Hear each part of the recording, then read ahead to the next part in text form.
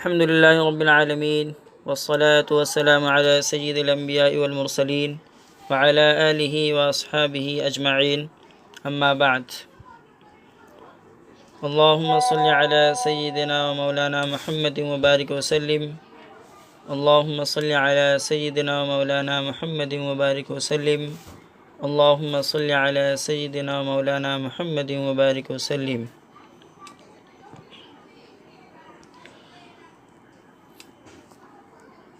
آپ کو جو کتاب بھیجی گئی تھی تفسیر ربانی جس کا نام ہے، اس میں ہم پارے کے 30ویں پارے کے جو آخر کی 10 صورتیں ہیں عام طور پہ نماز میں پڑھی جاتی ہے، پہلے ان کا ترجمہ اور تفسیر، معنی اور مطلب ہمارے سامنے آ جائے، یہ اسے ذہن میں بات آئی تھی، اس لیے جو ہے انہی آخر کی 10 صورتوں کو پھر اس طرح سورہ ضحیٰ سے پھر سورہ ہمزہ تک کی جو 10 صورتیں ہیں، 10 صورتیں اس طرح الٹی ترتیب سے پورا عامہ پارہ لینے کا انشاءاللہ ارادہ ہے۔ 30واں پارہ مکمل ہونے کے بعد میں سورہ بقرہ کی تفسیر ایک لائن سے آخر تک 29ویں پارے تک شروع ہوں گی اور چلتے رہیں گے۔ سورۃ الفیل جو کتاب آپ کو بھیجی گئی اس کا پیج نمبر 411، اس پر سورۃ الفیل کا خلاصہ لکھا ہے۔ اس سورت میں اس واقعے کی طرف اشارہ ہے کہ ابرہہ نے جو کہ حبشہ کے بادشاہ کی طرف سے یمن کا حاکم تھا، ابرہہ ملک حبشہ کے بادشاہ کی طرف سے یمن کا حاکم تھا، یمن کا بادشاہ اور گورنر تھا، کعبہ کو ڈھانے کے لیے یعنی اللہ کے گھر کعبہ کو گرانے کے لیے ہاتھیوں کی فوج لے کر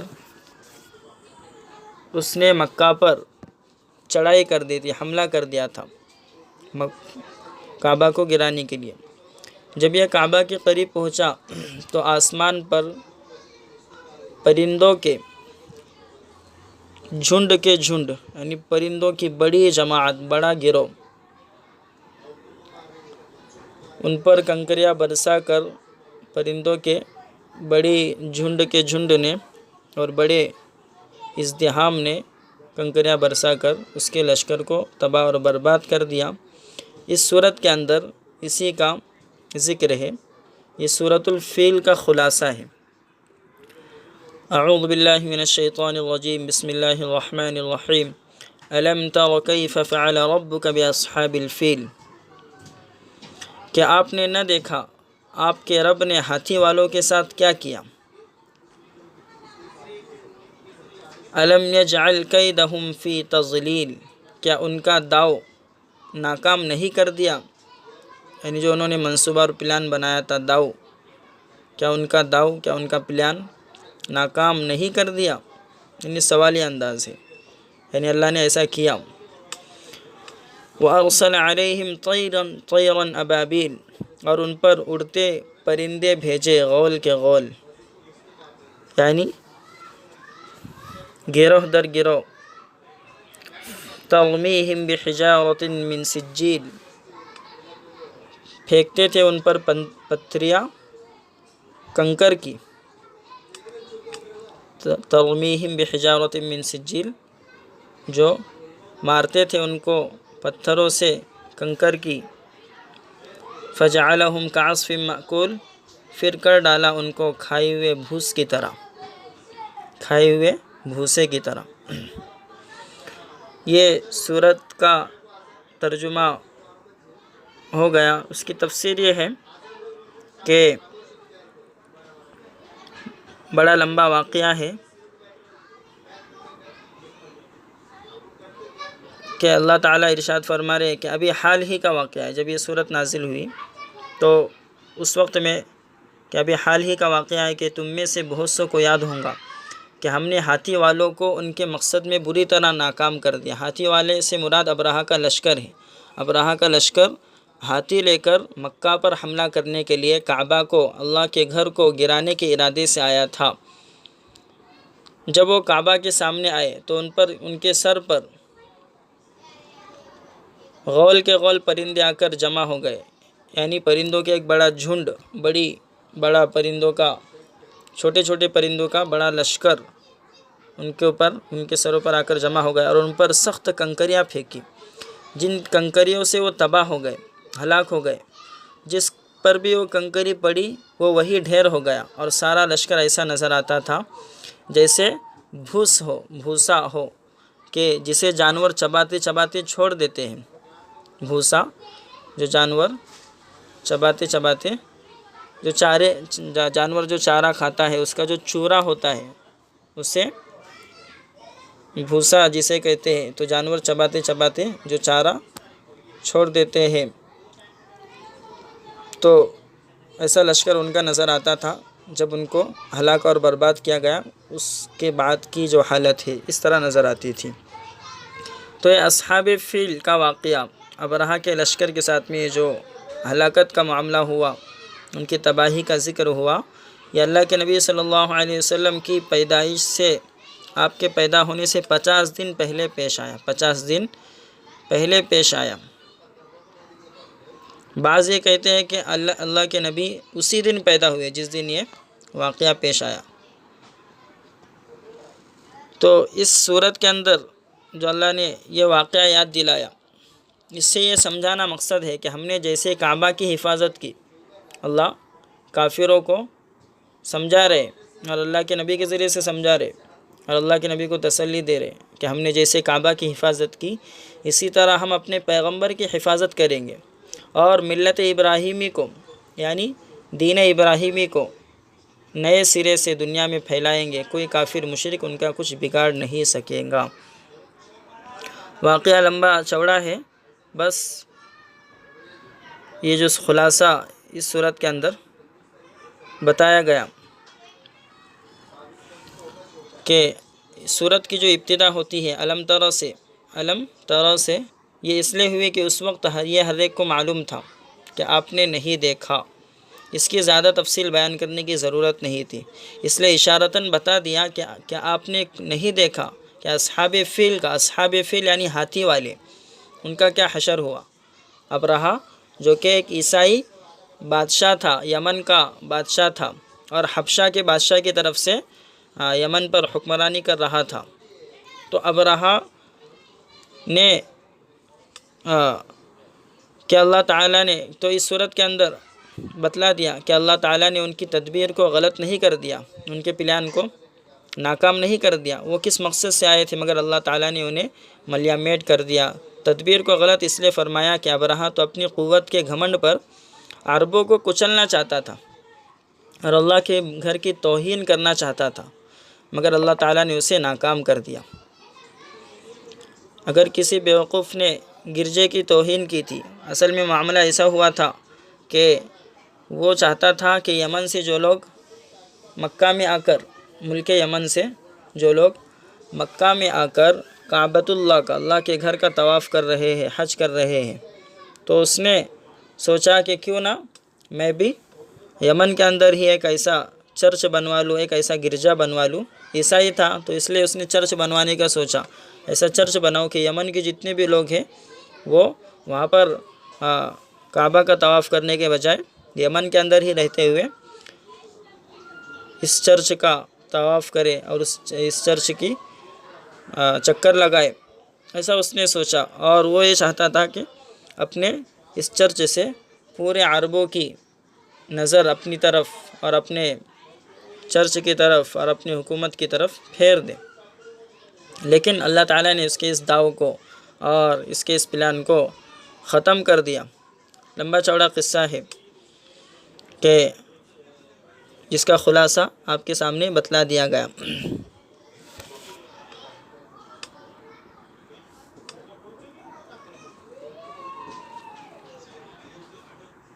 تو یہاں پر جو ابابیل کا لفظ آیا ہے، ابابیل یہ کسی خاص پرندے کا نام نہیں ہے، بلکہ ابابیل گروہ در گروہ یا جھنڈ در جھنڈ کو کہتے ہیں۔ مطلب یہ کہ لا تعداد پرندے اللہ تعالیٰ نے بھیج دیے جن کی کوئی گنتی نہیں تھی، جو لشکریوں کو پتھروں کے ساتھ مارتے تھے۔ یہ چھوٹے چھوٹے سنگریزے، چھوٹے چھوٹے پتھر تھے جو گولی کا کام کرتے تھے، جس کے بھی بدن میں گھس جاتے تھے تو گولی کی طرح آر پار ہو جاتے تھے۔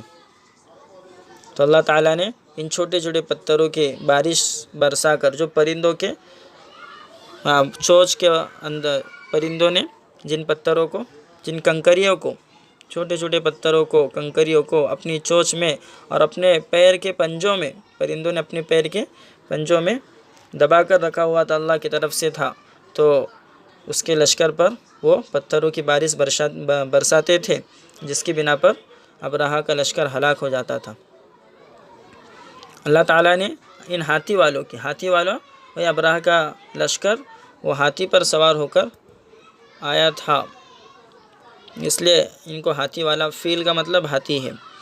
تو اللہ تعالیٰ نے ان ہاتھی والوں کی تباہی کا نقشہ ان الفاظ میں کھینچا ہے کہ پھر ان کو کھائی ہوئی بھوس کی طرح پامال کر دیا۔ جب جانور مویشی گھاس یا چارہ وغیرہ کھاتے ہیں تو بچ جانے والا چارہ ان کے پاؤں کے نیچے آ کر روندا جاتا ہے، بری طرح پامال ہو جاتا ہے۔ اللہ تعالیٰ کے غضب کے بعد ہاتھی والوں کے لشکر کی یہی حالت ہوئی، ان کی تمام طاقت ختم ہو گئی، اللہ تعالیٰ کے عذاب میں گرفتار ہوئے، اور اس طرح اللہ تعالیٰ نے اپنے گھر کی حفاظت فرمائی۔ پھر اس کے بعد شروع ہوتی ہے سورہ قریش۔ قریش خاندان ہے۔ اس صورت کا خلاصہ یہ ہے کہ اس میں قریش کو یاد دلایا گیا ہے کہ تم سردی میں یمن کی طرف اور گرمی کے موسم میں ملک شام کی طرف تجارتی قافلوں میں جاتے ہو، تجارت کے جو قافلے اور جو جماعت ہوتی تھی ان کی، اس میں جاتے ہو، اور وہاں سے نفع کما کر اور کام کی چیزیں لا کر آرام اور اطمینان کے ساتھ مکہ میں رہتے ہو، جہاں تمہیں نہ قافلوں کا خوف، نہ لوٹے جانے کا ڈر، یعنی مکہ میں امن اور اطمینان سے رہتے ہو۔ پھر تم کعبہ کے رب کی عبادت کرو، جس کعبہ کی وجہ سے تمہیں یہ اعزاز ملا ہے۔ اس کا یہ خلاصہ آپ کے سامنے آیا۔ بسم اللہ الرحمن الرحیم۔ لإیلاف قریش، اس واسطے کہ مانوس رکھا قریش کو ایلافہم رحلۃ الشتاء والصیف، مانوس رکھنا ان کو سردی کے اور گرمی کے سفر سے۔ فلیعبدوا رب ھذا البیت، تو چاہیے کہ اس گھر کے رب کی بندگی کرے، عبادت کرے۔ الذی اطعمہم من جوع، جس نے انہیں بھوک میں کھانا دیا اور ڈر میں امن دیا۔ وآمنہم من خوف، اور ڈر میں امن دیا۔ مکہ اس کی تفسیر یہ ہے کہ مکہ ایک خشک اور پتھریلی زمین، یعنی سوکھی زمین اور پتھریلی زمین میں مکہ آباد ہے، اس میں کھیتی باڑی نہیں ہو سکتی، اس لیے وہاں غلہ وغیرہ پیدا نہیں ہوتا۔ اس مکہ کی سرزمین میں قریش رہتے تھے، اور ان کو سال بھر میں 2 بار سفر کرنا پڑتا تھا، سال بھر میں 2 مرتبہ۔ سردی میں یمن کی طرف، یمن گرم ملک ہے، اور گرمیوں میں شام کی طرف جو ٹھنڈا ملک ہے۔ یہ دونوں ملک پرانے زمانے سے تجارتی مرکز، تجارتی سینٹر کے طور پر چلے آ رہے ہیں، یمن اور شام، اور وہاں ہر قسم کی خوب پیداوار ہوتی ہے۔ اور یہ قریش کعبہ کے خادم تھے، خدمت گزار تھے، جس کا احترام تمام عرب کے دل میں تھا۔ کعبہ کا احترام پورے عرب کے دل میں تھا، اس لیے ان کی خدمت سب لوگ کرتے تھے۔ جب قریش کعبہ کی خدمت کرتے تھے، اس لیے کعبہ کے احترام کی وجہ سے قریش کی خدمت سب لوگ کرتے تھے۔ چاروں طرف لوٹ مار کا بازار گرم رہتا تھا، لیکن مکہ والوں سے کوئی کچھ نہ کہتا تھا۔ اللہ کے نبی صلی اللہ علیہ وسلم کی پیدائش سے کچھ دن پہلے یمن کے حبشی حاکم ابرہہ نے کعبہ پر ہاتھی لے کر چڑھائی کر دی تھی، اس سے سارے شہر کے برباد ہونے کا زبردست خطرہ پیدا ہو گیا تھا۔ تو لیکن اللہ تعالیٰ نے جیسے ابرہہ کے لشکر کو ہلاک کیا، تو اللہ تعالیٰ نے اس صورت میں قریش خاندان کو اس طرف متوجہ کیا کہ یہ ساری باتیں اللہ تعالیٰ کی طرف سے ہیں، جو اس کعبے کا رب ہے۔ اسی نے تمہارے دل میں ڈالا کہ یمن اور شام کا، ملک یمن اور ملک شام جس کو سیریا بھی کہتے ہیں، اس کا سالانہ سفر کیا کرو، جس سے تمہیں خوب نفع پہنچے گا۔ پھر کعبہ کے ذریعے لوگوں کے دلوں میں قریش کی عظمت بٹھائی اور سب کو ان کی خدمت پر آمادہ کیا۔ اللہ تعالیٰ نے ابراہ کے لشکر پر پرندوں کے جھنڈ اور پرندوں کے لشکر کو بھیج کر پتھروں سے ان کو ہلاک کر کے اللہ تعالیٰ نے قریش کو اور مکہ والوں کی حفاظت فرمائی، اپنے گھر کی حفاظت فرمائی۔ اس لیے انہیں چاہیے کہ اللہ تعالیٰ کی بندگی کرے جو اس کعبہ کا رب ہے۔ لیلاف قریش، لوگوں کے دلوں میں قریش کے لیے الفت پیدا کرنے کی وجہ سے ملک میں جہاں بھی قریش تجارت کے لیے جاتے تھے لوگ ان سے مانوس تھے اور ان کا ادب اور احترام کرتے تھے۔ اسی طرح حضرت ابراہیم علیہ السلام کی دعا کا اثر تھا کہ قریش کو خوشحالی نصیب ہوئی، ورنہ مکہ جیسی بنجر وادی میں روزی کے اسباب کہاں تھے؟ اللہ تعالیٰ نے ایسے اسباب پیدا کر دیے کہ جن کی وجہ سے انہیں ہر چیز میسر تھی، اور آج بھی وہاں پر ہر چیز میسر ہے۔ اللہ تعالیٰ نے انہیں خوف سے، ڈر سے امن دے دیا، ایسا امن دے دیا کہ حملہ آوروں کو تباہ اور برباد کر دیا اور ان کی تباہی عبرت بن گئی۔ اس لیے قریش جہاں کہیں بھی جائے لوگ سر آنکھوں پر بٹھاتے تھے، عزت کرتے تھے کہ بیت اللہ شریف کے، اللہ کے گھر کے خادم ہے اور یہ ابراہیم علیہ السلام کے خاندان کے معزز لوگ ہیں۔ اس صورت کی فضیلت یہ ہے کہ جس شخص کو کسی دشمن یا کسی مصیبت کا ڈر ہو، کسی دشمن کا ڈر ہو یا مصیبت کا ڈر ہو، وہ ایلاف قریش، لیلاف قریش یہ صورت پڑھ لے تو اس سے، اس مصیبت سے اور دشمن سے اس کی نجات ہوں گی، دشمن سے وہ امن میں رہیں گا۔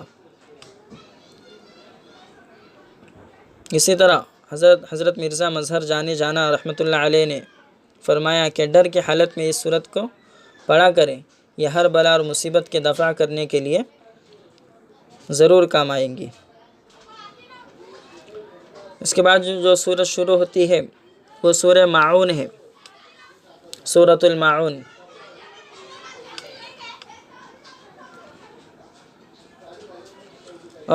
بسم اللہ الرحمن الرحیم، ارأیت الذی یکذب بالدین، کہ آپ نے اسے دیکھا جو جزا کے دن کو جھٹلاتا ہے، جزا یعنی بدلے کے دن کو جھٹلاتا ہے۔ فذلک الذی یدع الیتیم، سو یہ وہی ہے جو یتیم کو دھکے دیتا ہے، یتیم کو دھکے دیتا ہے۔ ولا یحض علی طعام المسکین، اور لوگوں کو آمادہ نہیں کرتا محتاج کے کھلانے پر۔ فویل للمصلین، پھر خرابی ہے ان نمازیوں کی۔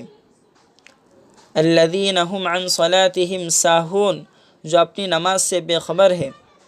الذین هم یراؤون، وہ جو دکھاوا کرتے ہیں۔ ویمنعون الماعون، اور استعمال کی چیز مانگے نہیں دیتے۔ یہاں پر جو معون آیا ہے، معون کا مطلب معمول کی گھریلو چیز، استعمال کی چیز جو گھر میں عام طور پر استعمال میں آتی ہے۔ تو اس صورت کے اندر، اس صورت کی تفسیر اور اس کا خلاصہ یہ ہے کہ اس آدمی کو ذرا دیکھنا جو بدلے کے دن کو نہیں مانتا، یعنی اس آدمی کو دیکھو کہ جو بدلے کے دن کو نہیں مانتا۔ بدلے کے دن یعنی قیامت کے دن، یتیم کو دھکے دے کر نکال دیتا ہے اور محتاج کو نہ خود کھلاتا ہے نہ دوسروں سے کہتا ہے کہ انہیں کھلاؤ۔ ایسے لوگوں کی پوری شامت آنے والی ہے، ایسے لوگوں کا برا حال ہونے والا ہے۔ ہر کام دکھاوے کے لیے کرتے ہیں اور اتنے کنجوس ہیں کہ روزانہ کے کام آنے والی چیزوں کو دوسرے سے روک کر رکھتے ہیں، جیسے کہ دیا سلائی یعنی ماچس، سوئی دھاگا، دیگچے وغیرہ، جو ضرورت کے وقت آپس میں ایک دوسرے سے بے تکلف مانگ لیا کرتے ہیں، وہ کسی کو نہیں دیتے۔ ان باتوں کا انجام اچھا نہیں، ان سے بچنا چاہیے، ان سے بچنا چاہیے۔ تو یہ صورت کی تفسیر ہوئی۔ تو کیا آپ نے اس شخص کو دیکھا جو دین کو جھٹلاتا ہے؟ دین یعنی جیسے کہ بتایا گیا قیامت کا دن مراد ہے، جیسے کہ مالک یوم الدین کی تفسیر کے اندر آپ نے سنا کہ مالک ہے بدلے کے دن کا، یعنی قیامت کے دن کا، یعنی حساب کے دن کا۔ تو وہ شخص کون ہے؟ یہ کچھ صراحت کے ساتھ نہیں آیا، بلکہ ایک عام، اللہ تعالیٰ نے ایک عام یعنی جنرلی طور پر بتلا دیا۔ اسی طرح وہ دکھلاوے کے لیے نماز پڑھتا ہے اللہ کے نبی نے فرمایا کہ جس نے ریاکاری کی یعنی دکھلاوا کیا اس نے شرک کیا۔ ریاکاری گویا شرک کی ایک قسم ہے۔ ریاکاری دکھلانا کہ دوسروں کو دکھلانے کے لیے نماز پڑھ رہا ہے، یعنی گویا کہ وہ اللہ کو کے لیے عبادت نہیں کر رہا، اللہ کے جس کو دکھلانے کے لیے نماز پڑھ رہا ہے۔ قیامت کے دن اللہ تعالیٰ ریاکار سے فرمائیں گے میرے پاس تیرے لیے کوئی بدلہ نہیں، ریاکاری کے عمل کے بدلے جو تو نے عمل کیا ہے اس کا بدلہ ان سے جا کر حاصل کرو جن کے لیے تو نے وہ عمل کیا ہے، جن کے لیے عبادت کی ہے۔ میرے یہاں تو تمہاری پکڑ ہوں گی۔ تو گویا ریاکار خدا کے بجائے مخلوق کو یعنی اللہ کی مخلوق کو اہم سمجھتا ہے، اس لیے انہیں دکھلانے کے لیے عبادت کرتا ہے، اور یہ بہت بری بات ہے۔ یمنعون الماعون کہ کسی کو استعمال کی چیز بھی نہیں دیتے۔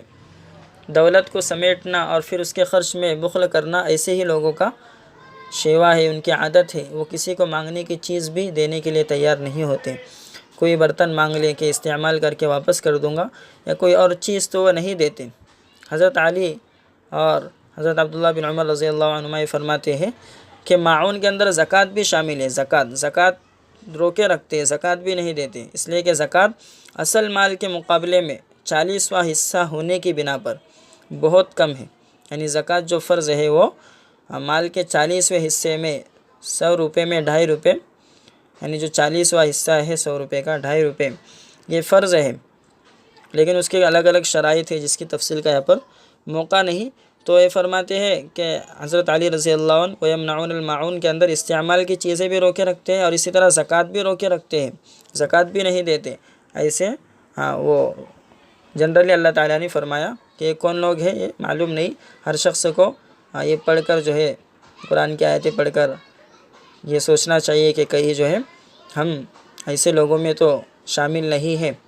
تو یہ عبرت کے لیے قرآن ہے، نصیحت کے لیے ہے۔ خیر، اس کے بعد دوسری سورہ کوثر شروع ہوتی ہے۔ سورہ کوثر کا خلاصہ ہے کہ اس صورت میں اللہ کے نبی صلی اللہ علیہ وسلم کو ہدایت دی گئی کہ جہاں کی یعنی ساری دنیا کی خیر و برکت ہم نے آپ کو عطا کر دی ہے۔ کوثر یعنی ساری دنیا کی خیر و برکت آپ کو عطا کر دی، اب آپ اپنے رب کی عبادت میں دل اور جان سے لگ جائیں۔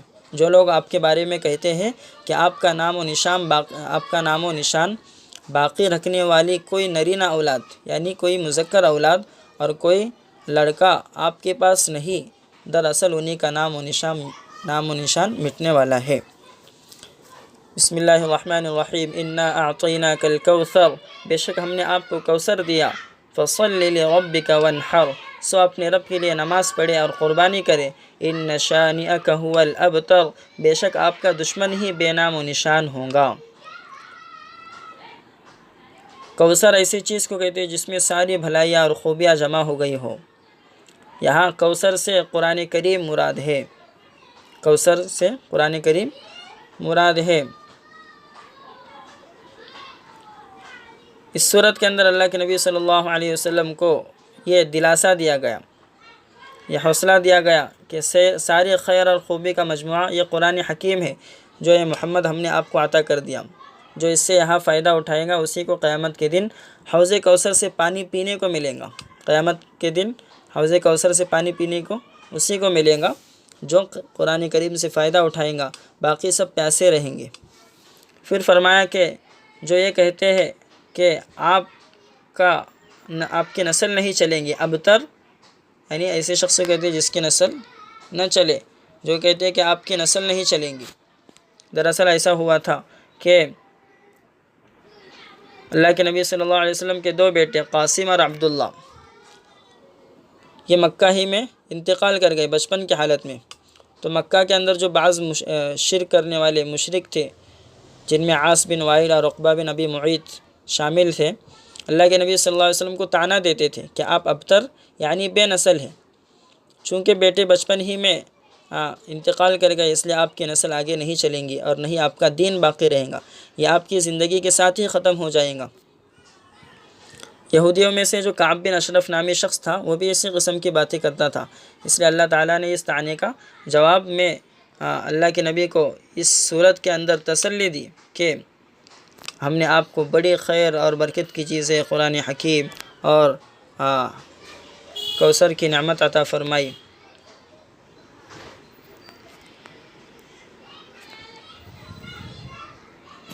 روایت کے اندر یہ بھی آتا ہے کہ کوثر کی وضاحت کرتے ہوئے اللہ کے نبی نے فرمایا کہ کوثر ایک نہر ہے جس کا وعدہ اللہ تعالیٰ نے مجھ سے کیا ہے کہ وہ مجھے عطا فرمائیں گے. اس کا پانی ٹھنڈا اور میٹھا ہوگا اور اس کے کنارے جو گلاس اور پیالیاں ہوں گے، کوثر کے جو حوض کوثر نامی نہر کے آزو بازو میں جو گلاس اور پیالے ہوں گے ان کی تعداد آسمان کے ستاروں کے برابر ہوں گی.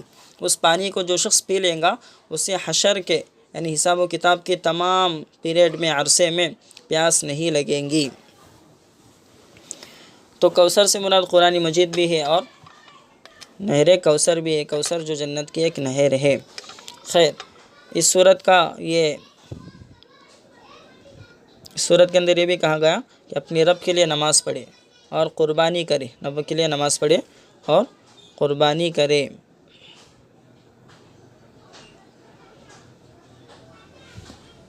قربانی محض گوشت کھانے کا نام نہیں بلکہ اللہ تعالیٰ کے نزدیک ہونے کا ذریعہ ہے.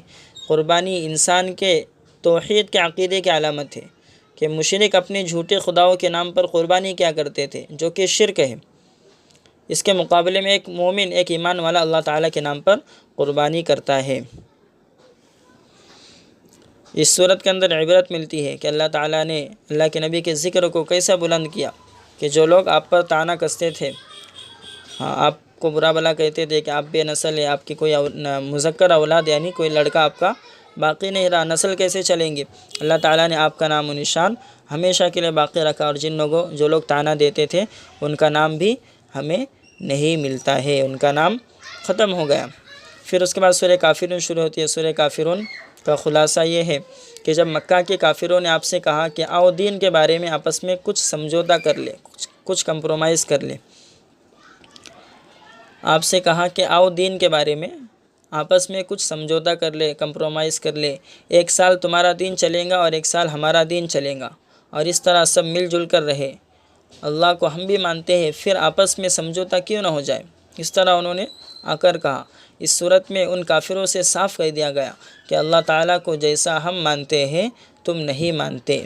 اس بارے میں ہمارا تمہارا سمجھوتا ناممکن ہے، امپاسبل ہے. تمہارے لیے تمہارا دین اور ہمارے لیے ہمارا دین. بسم اللہ الرحمن الرحیم. قل یا ایھا الکافرون، آپ کہہ دے اے کافرو، لا اعبد ما تعبدون، میں عبادت نہیں کرتا جس کی تم عبادت کرتے ہو.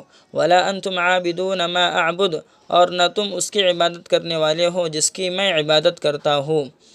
ولا انا عابد ما عبدتم، اور نہ مجھے اس کی عبادت کرنی ہے جس کی تم عبادت کرتے ہو. ولا انتم عابدون ما اعبد، اور نہ تمہیں اس کی عبادت کرنی ہے جس کی میں عبادت کرتا ہوں. لکم دینکم ولی دین، تمہارے لیے تمہارا دین اور میرے لیے میرا دین.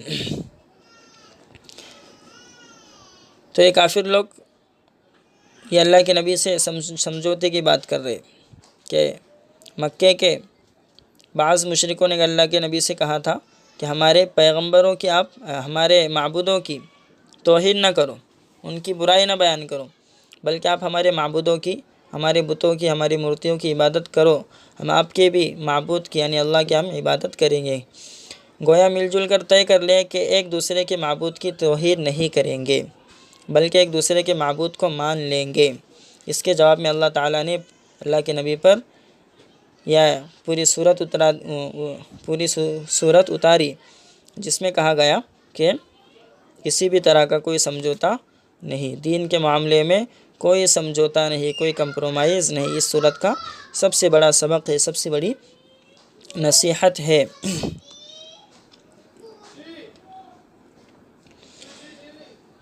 حدیث شریف میں اس صورت کی بڑی فضیلت آئی ہے.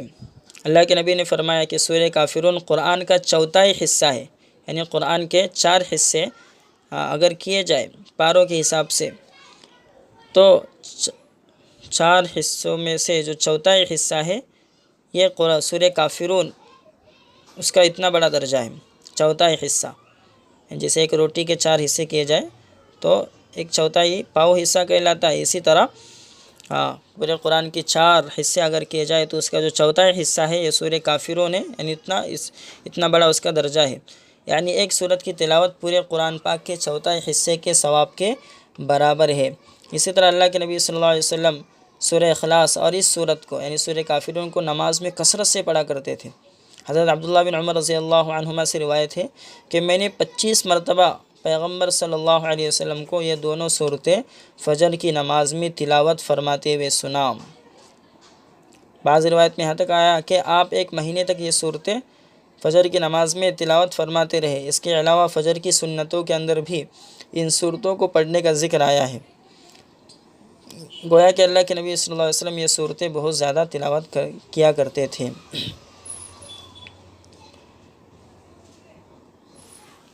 اللہ کے نبی نے حدیث میں ایک شخص سے فرمایا، روایت کے اندر آتا کہ جب تم لیٹنے کے لیے بستر پر جاؤ تو سورہ کافرون پڑھ لیا کرو، کیونکہ یہ شرک سے بیزاری کا اظہار ہے۔ بستر پر لیٹنے کے لیے جاؤ تو سورہ کافرون پڑھ لیا کرو، کیونکہ یہ شرک سے بیزاری کا اظہار ہے، اور تمہارے لیے لکھ دیا جائے گا کہ یہ شخص شرک سے بیزار ہے، یعنی کئی خداؤں کو ماننے سے اور کئی خداؤں کا عقیدہ رکھنے سے بیزار ہے۔ اس لیے سوتے وقت یہ سورت اور سورہ اخلاص وغیرہ پڑھنی چاہیے۔ اس کے علاوہ نماز میں اور طواف کعبہ کے بعد 2 رکعت واجب الطواف میں ان صورتوں کے پڑھنے کا ذکر آتا ہے۔ اسی طرح حضرت علی سے روایت ہے کہ ایک مرتبہ پیغمبر صلی اللہ علیہ وسلم کو بچھو نے کاٹ لیا تو آپ نے پانی اور نمک منگایا، اور یہ پانی کاٹنے کی جگہ لگاتے جاتے تھے، اور قل یا ایھا الکافرون، قل اعوذ برب الفلق اور قل اعوذ برب الناس پڑھتے جاتے تھے۔ تو یہ صورت کی بڑی فضیلت ہے، خاص کر کے فجر کی سنتوں میں اس کے پڑھنے کا اہتمام کرنا چاہیے۔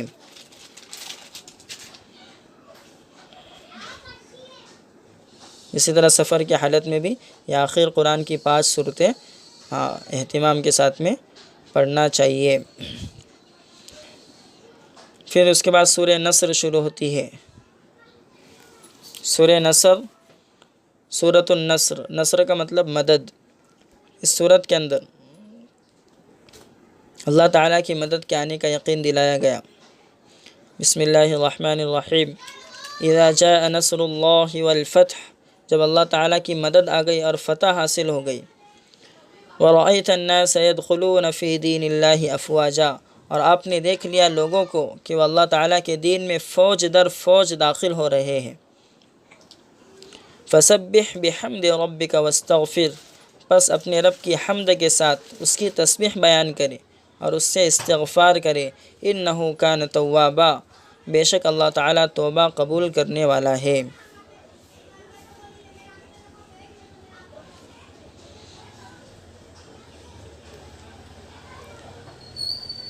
اس صورت کی تفسیر یہ ہے کہ جب اللہ تعالیٰ کی مدد آپ کے ساتھ شامل ہو گئی اور آپ کے سارے دشمن آپ سے دب گئے اور مکہ فتح کر لیا گیا، سن 8 ہجری میں مکہ فتح ہو گیا۔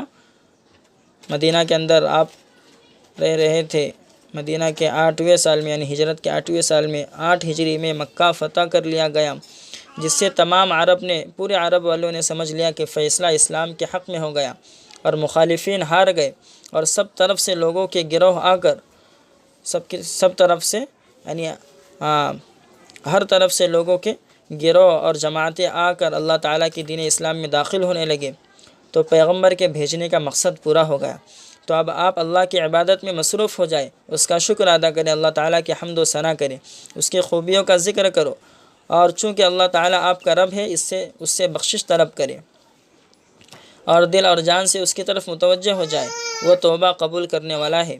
جو بندہ بن کر اس کی طرف جھکے وہ فوراً اس کی طرف توجہ کرتا ہے اور اس کو اپنی بخششوں اور عطاؤں سے مالا مال کرتا ہے۔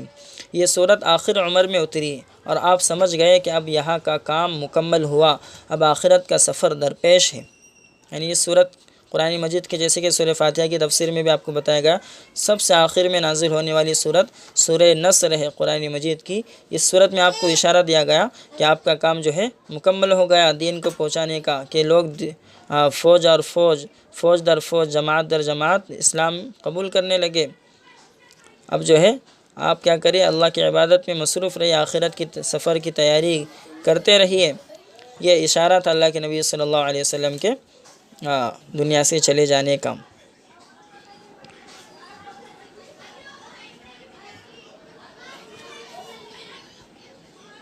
تو اس صورت میں بھی اللہ کے نبی کو استغفار کرنے کے لیے کہا جا رہا ہے، تسبیح کرنے کے لیے کہا جا رہا ہے، آخر عمر کے اندر بھی اور آخری لمحات کے اندر بھی۔ اللہ کے نبی خود ایک مجلس میں 100 مرتبہ سے زیادہ استغفار کرتے تھے۔ اپنے امت کو تعلیم دی کہ امت کو چاہیے کہ بہت زیادہ اللہ سے اپنے گناہوں کی معافی طلب کرے، استغفار کی کثرت کرے۔ استغفار دو طرح کا ہے، ایک اپنی ذات کے لیے اور دوسرا امت کے لیے۔